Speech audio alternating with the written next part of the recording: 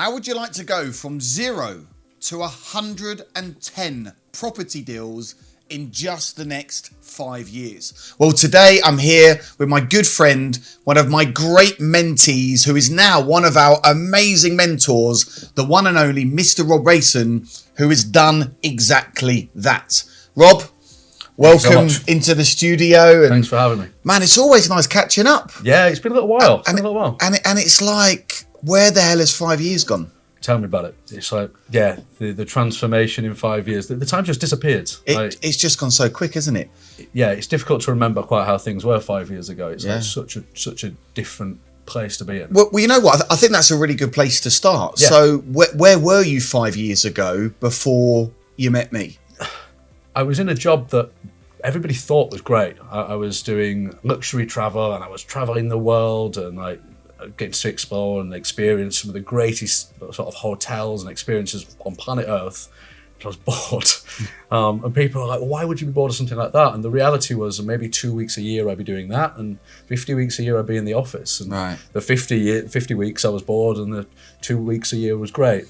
And the whole aim at the time was to get to a point where I could go and make those 2 weeks a year more like the 50 weeks a year. Great. And so we would be out exploring more than I would be sat in the office. So is like travel and adventure like high up on your values priority list? Yeah, second to obviously family and my children. Great. But yeah, absolutely. That's what I want to spend my time doing. Awesome. Yeah. Great. So I remember vividly you coming to one of my free in-person property summits at the Crown Plaza Hotel in Blackfriars, London. Yeah. And I did my presentation and then you collared me at the back of the room. Yeah. And what did you say? I think at the time there was an opportunity there to join a 3-day boot camp. And I was like, that looks great, but I'm all in. So give me everything. Give me everything you've got. I want to be all in. I want to be personally mentored by you.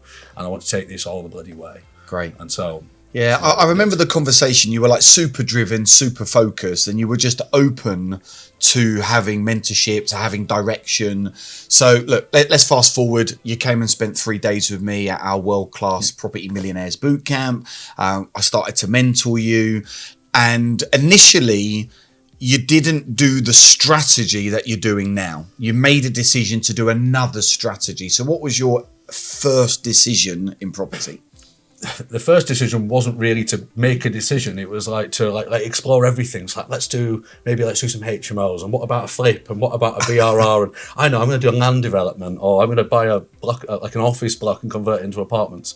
I was all over the place. Yeah. And so I think it was literally this time 5 years ago, I sat down with you and went, Liam, this shit doesn't work. Property doesn't work. I can't do it. I've tried. And we put all the strategies back on the table, and you were like, Rob, why aren't you doing serviced accommodation? That's your background. Like, you've always been in travel. And from that moment on, everything changed. Great. So you went down the relocation route, serviced accommodation, but you've done it with a slight twist. Yeah. So, initially you got some units. Yeah. So you went out to landlords, gave them guaranteed rent, and then you used them for contractors, holiday makers, families, couples. And I remember you getting sort of 3 or 4 deals up and running fairly quickly. And I believe you'd used an investor for some of those earlier deals. Yeah, I mean, I had no money of my own at the time.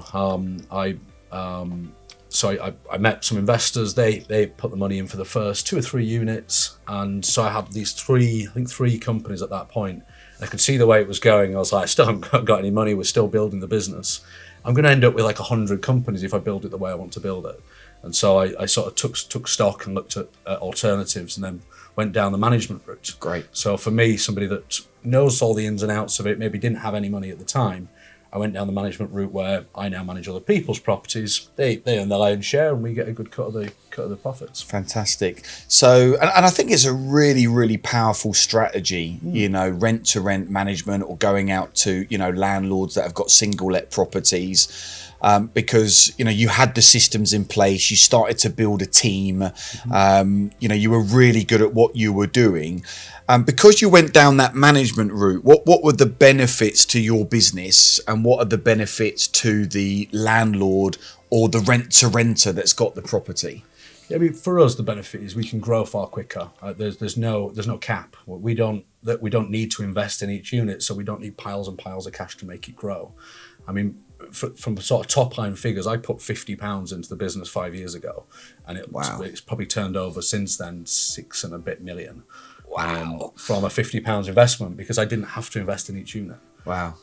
But then from the landlord's point of view, or from the rent-to-rent sort of operator's point of view, they get all the experience of somebody that's run 100 plus units, but they don't have to take the time to learn it. I mean, what we've done is hard. Right? We've got operations now in 25 cities across the UK. It's coordinating all the cleaners and maintenance people and keeping track of door codes and making sure every guest gets in the right place. And like, what do you do when a guest can't find the key safe and things like that? We've spent so long building all these processes and systems. To go in and do that from scratch is hard work. So they can immediately tap into all that experience, like revenue management experience, marketing experience, customer service experience. You make so many mistakes during the first year or two of operation if it was just 1 or 2 units. And we just take all that learning. I really love the model, and if I was a renter or I was I had some single lets and I wanted to increase my cash flow, I'd much prefer to give them to someone like you, because you've got the systems, you've got the processes, you've been there, you've done it, you're a master at what you do. Yes, I make a little bit less, but ultimately I'll make more because I'm leveraging your systems and processes. Yeah, absolutely. Right? I mean, I think the point is rent to rent doesn't take a lot of money to get in. You can get a rent to rent service accommodation unit open for 3 or 4 grand if you're frugal and if you're careful. Now, lots of people might have 10, 20 grand sort of saved away. They want to be focusing on getting that into the deals, not managing the guests day to day.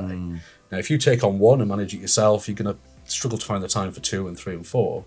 Whereas if you give them to a management company, you can then go out and just keep sourcing, just build. Yeah. And the profits buy the next one, and Great. they focus on building the business rather than running it. Yeah. Well, look, there's a lot of people tuning into this, and people look to start, and they start and they have problems, and then they get some deals and they scale. What could you share with our viewers as to what's been useful for you to keep you going, pushing through the difficult times? How do you find that drive, Rob? Yeah, it's a really good question, because there are tough times in business. There always will be, and there always has been. I mean, I think for me, it's all about the vision. Having a really clear, there's a great book called Vivid Vision. If anybody wants to read that, well worth reading. But having a really clear, vivid vision of exactly this is where we're going to end up. Yes, we've got some shit to deal with now. We'll deal with that, but that's where we're going to end up, so it's worth it. Yeah. And look, I'm the first to hold my hands up and say, I've had some hard times. I've had some dark moments during the last 5 years, but it's all led to a much greater future. Yeah. So, I think it's all about that vision for the future. Yeah. Having a clear vision, being focused in on the end goal is really important. What sort of things have you done over the last 5 years to stay motivated? I take time for me. I take time to reward myself. Great. And I think it's something that, I enjoy doing, of course, but it's so few people do. They're like nose to the grindstone, 9 in the morning till 9 at night, every day of the week, and that's great. And that you're going to need to do some of that, but to take a little bit of time to maybe go to the spa, maybe have a weekend away, maybe just go out for dinner with friends. Just having a moment to say, right, actually, I'm going to have a bit of time for me, or I'm going to celebrate a win. I remember I had a target. I think I was on 12 units, and so my target was 17. So I ended up with a reward at 17 units, strangely enough. But it was let's add 5 more, and then I'm getting a new watch. And that watch still to this day means the world to me. Setting those little targets, rewarding yourself. And I think that's so key, because I remember back in 2015, and I'd lost my business. I lost £392,000 in that. I was in a dark period. I felt lost. I felt lonely. I felt confused. I sank into a depression for a number of months. And then it's all about who you hang around with. And I remember for that first year, and I went from 0 to 11 properties in the first year, raised, £1.1 million of JV finance, something like that. And I remember getting to the end of that first year with Jay, and we hadn't celebrated at all. Yeah. And I was exhausted. Yeah. Okay, great. I was cash flowing. Yeah. And then we completely changed the perspective. And now, it's really important to enjoy life and enjoy business as you go, because otherwise, you just get yourself burnt out. And what's it all about? Yeah. Yeah, I think it's progressive rewards as well. I think obviously in your first when you get your first deal, there needs to be a reward there, but the reward's not necessarily going to be as big as when you get your 100th deal. Yeah. But making sure that you are continuously up in the game, and but when the business gets better, the reward should get better. Yeah. Okay, great. So look, a lot of people tuning in, they're going to be like, wow, 110 deals. What do you do to manage that?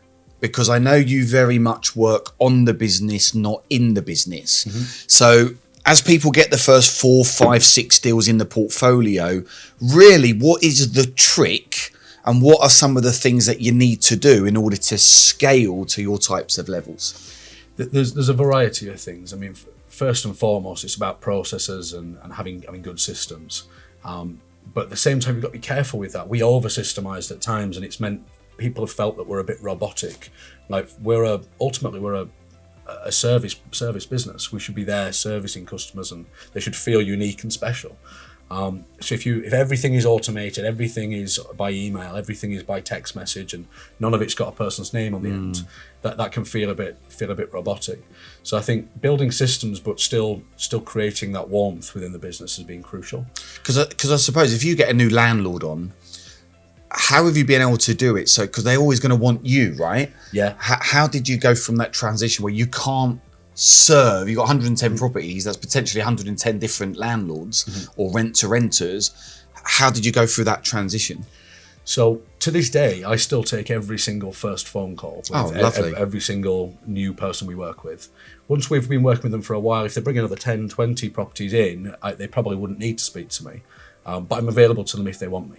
But then we brought in a team. We now have a team of 2 people that do nothing but serve our clients, our partners. Great. So they are there on the end of the phone every day of the week. If there's a problem, if they've got a question, they'll answer the questions. If they can't, or they want me specifically, they'll book a meeting in my diary, so that I've still got that one-to-one contact. But I can't deal with every single inquiry or query that everybody has. But yeah, and that's really the second point of growing and being able to grow as quickly as we have, is having the right people in place. Okay, so growing a building team. A team, yeah.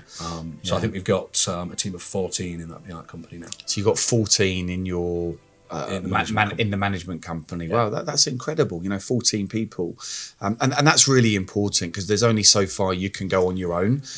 Here in Assets for Life, we've got a fantastic team. You give the direction. It's my role as the leader, so to speak, to push the team forward, get everyone in on the vision. And I operate a property company and an events business, and predominantly all of my staff, bar a handful, are in the UK.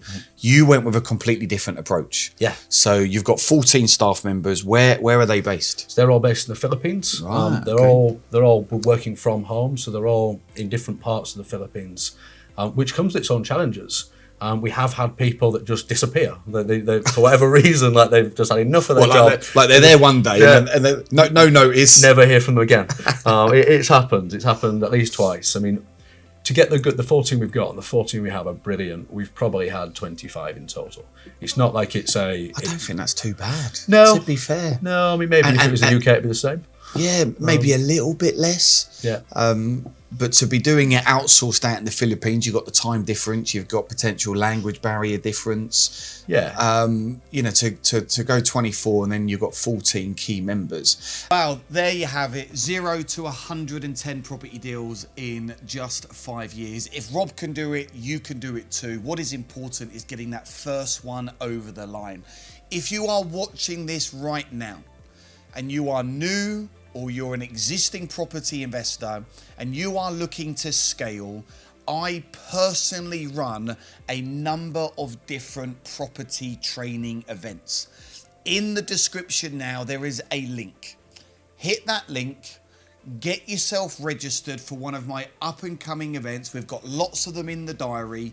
Come and hang out with me and my expert team. Get to find out more about us. We'll get to find out more about you, and who knows, you could be the next Rob Mason getting amazing life-changing results. So you've got nothing to lose and everything to gain. hit that link, get registered, and I look forward to meeting you in person and helping you get amazing results in property. Take care, and I'll see you in my next video.